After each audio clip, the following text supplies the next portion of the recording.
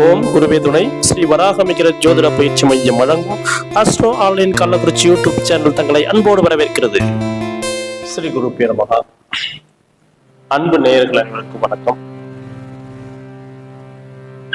இந்த உலகை ஆளக்கூடிய நவகிரகங்களை முதலிலே வணங்கி பதிவித்திருக்கிறோம்.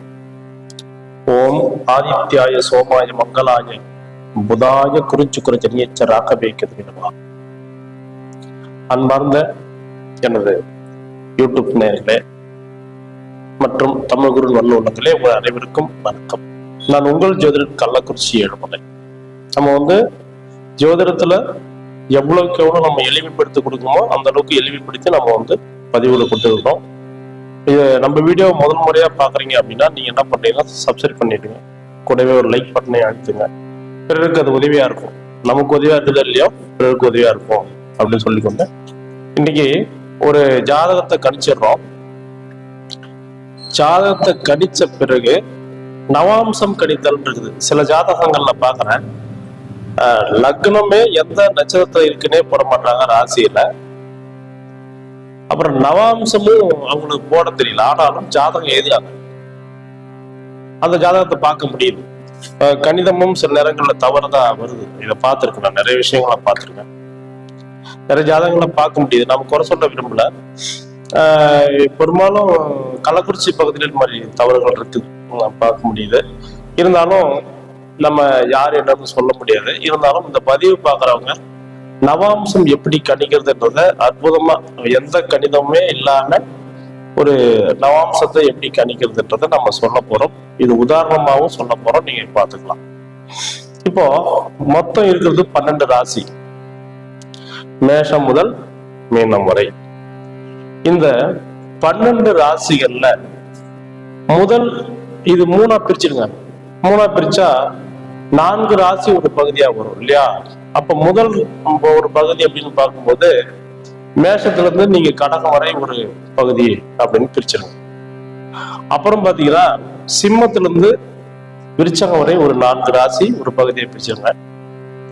அப்புறம் தனுசு முதல் மீனம் வரை ஒரு பகுதியா பிரிச்சு 3வது பகுதியா வச்சுக்கோங்க. இது 3ஆ பிரிக்கணும். ஒரு ராசி மண்டலத்தை 3ஆ பிரிச்சிருந்தது. இதுக்கு பேர் என்ன அப்படின்னா மண்டலம் அப்படின்னு பிரிச்சிடறாங்க. இப்ப நம்ம எப்படி நம்ம நாடுகளுக்கு ஒரு நாட்டிலே ஒரு தமிழ்நாட்டுல இந்த மண்டலம் அந்த மாதிரி பிரிச்சிடறாங்க இல்லையா? அது போல இந்த ராசி கட்டத்தையும் 12ஆ பிரிச்சிடணும். சரி, 12 ராசி 3ஆ பிரிச்சிடணும். முதல் மண்டலத்துக்கு மேஷ மண்டலம் அப்படின்னு பேரு. முதல் மண்டலத்துக்கு மேஷ மண்டலம் அப்படின்னு பேரு. 2வது மண்டலத்துக்கு சிம்ம மண்டலம் அப்படின்னு பேரு. 3வது மண்டலத்துக்கு தனுசு மண்டலம் அப்படின்னு பேர் வச்சிருக்காங்க. ஏன் சார் இந்த மாதிரி பேர் வச்சாங்க? மேஷத்துல இருந்து ஆரம்பிக்கிறதால அந்த மேஷ மண்டலம் ஆரம்பிச்சிருக்காங்க.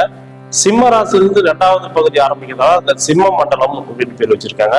தனுசு ராசிலிருந்து ஆரம்பிக்கிறதால தனுசு மண்டலம் வச்சிருக்காங்க. வேற ஒண்ணும் பெரிய இதுல சூட்சம் எல்லாம் எதுவும் இல்லை, வெளிப்படையா தான் நம்ம பேசுறோம். சரி சார், இப்ப உதாரணமா ரிஷபத்துல ஒரு நட்சத்திரத்துல ஒரு கிரகம் இருக்கு அப்படின்னா அது எப்படி போடுறோம்? நம்ம உதாரணமா பரணி 3ன்னு வச்சுக்கலாம். பரணி 3ல லக்னம் அமைஞ்சிருக்குன்னு வச்சுக்கலாம். இது மறக்காதீங்க. நம்ம எப்படி சொல்றதுன்னு சொல்லிட்டு அப்புறம் நம்ம இது எப்படி ராசியில மேசத்துல இருந்தா அம்சத்துல எங்க இருக்கும் அப்படின்னு சொல்லலாம். சரியா?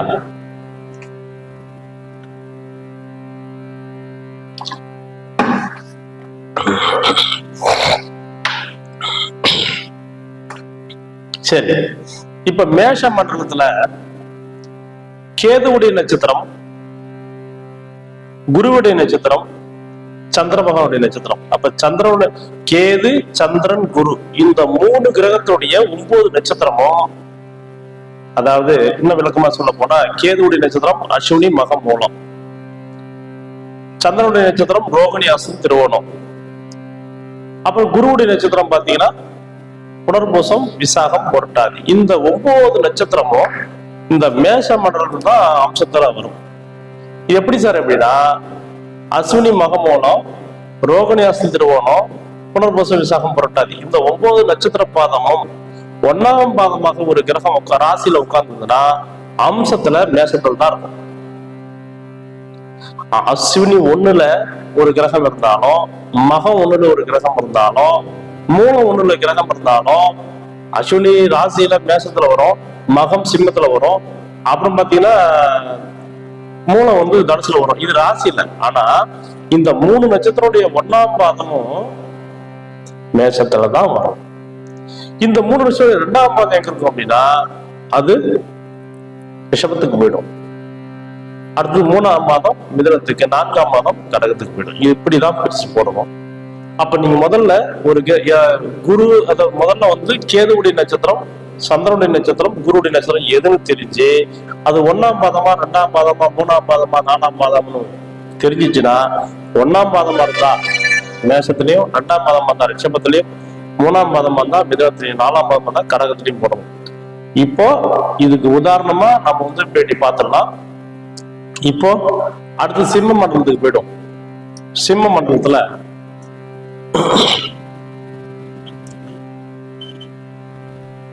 எந்த கிரகத்துடைய நட்சத்திரம் வரும் அப்படின்னா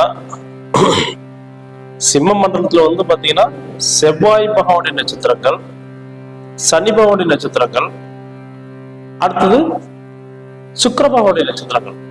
அப்ப செவ்வாய், சனி, சுக்கிரன் இந்த 3 கிரகத்துடைய 9 நட்சத்திர பாதமும் 1ஆம் பாதமா வந்ததுன்னா, அதாவது செவ்வாயுடைய நட்சத்திரம் மிருகசீரிஷம் சித்திரையா விட்டோம், அப்புறம் சுக்கிரனுடைய நட்சத்திரம் வந்து பரணி புறம் புராணம், சனியுடைய நட்சத்திரம் பூசம், அனுசம், உத்திரட்டாதி. இந்த 9 நட்சத்திரத்துடைய முதல் பாதம் சிம்மத்திலையும், 2ஆம் பாதம் கன்னியிலையும், 3ஆம் பாதம் துலாத்திலையும், 4ஆம் பாதம் விருச்சிகத்திலையும் போய் உட்காரும்.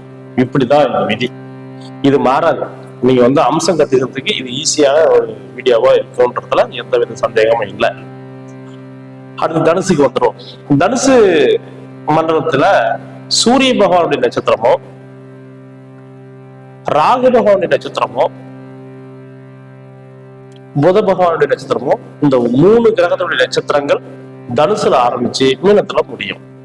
சார் எதுனா சொல்லணும், சூரிய பகவானுடைய நட்சத்திரம் என்ன சார் அப்படின்னா, சூரிய பகவானுடைய நட்சத்திரம் கிருத்திகை, உத்திரம், உத்திராடம். புதன் பகவானுடைய நட்சத்திரம் ஆயில்யம், கேட்ட, ரேவதி. ராகுடைய நட்சத்திரம் திருவாதிரை, சுவாதி, சதயம். இந்த 9 நட்சத்திரம் நட்சத்திரத்துடைய 1ஆம் பாதம் தனுசுலையும், இந்த 9 நட்சத்திரத்துடைய 2ஆம் பாதம் மகரத்திலையும், இந்த 9 நட்சத்திரத்துடைய 3ஆம் பாதம் வந்து பாத்தீங்கன்னா கும்பத்திலையும், 4ஆம் பாதம் மீனத்திலையும் அமையும். இதுதான் அம்சம் கணிக்கக்கூடிய முறை. இந்த விஷயம் உங்களுக்கு மனப்படம் வரலாம். அதாவது கேதுவுடைய நட்சத்திரம், சந்திரனுடைய நட்சத்திரம், குருவுடைய நட்சத்திரம் இது மேஷ மண்டலம்.